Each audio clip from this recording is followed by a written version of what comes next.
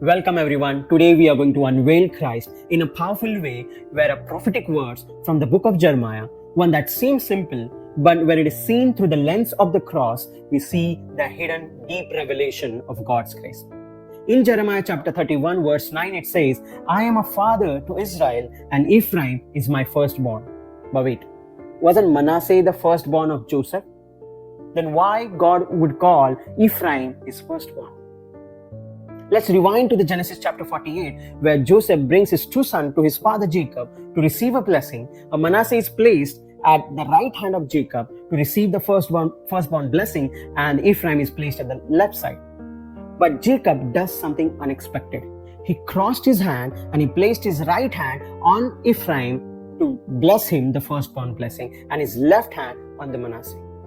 Joseph tries to correct him, but Jacob resists and says, I know, son, I know what I'm doing. This wasn't a mistake. It was a prophecy. Amen. You see, we are Ephraim. We were not the firstborn. We were not the one who deserves the firstborn blessing, but God in His love crossed His hand and blessed us. Amen.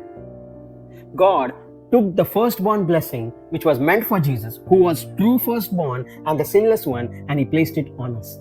And on the other hand, Jesus, who received what we deserve, the rejection, the sin, and the curse, and the punishment. At the cross, God crossed His hands again, and the innocent was treated as guilty so that guilty could be treated as the innocent. Amen. And at the cross, and this crossing of hands forms a shape of cross, so that a divine picture of what God would do in the fullness of time through Jesus. And that is why God can say, Ephraim is my firstborn.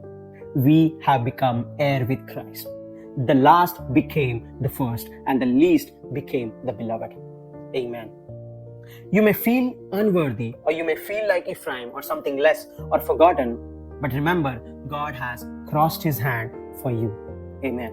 You have received the firstborn blessing. You have received the firstborn portion. And you're not just forgiven, but you are highly favored in the beloved. Amen. Let this truth lead you to worship, and never forget that cross wasn't just a place of death, but it was a place where God crossed His hand and heaven's greatest exchange took place. If this blessed you, share this video and follow us for more revelation like this.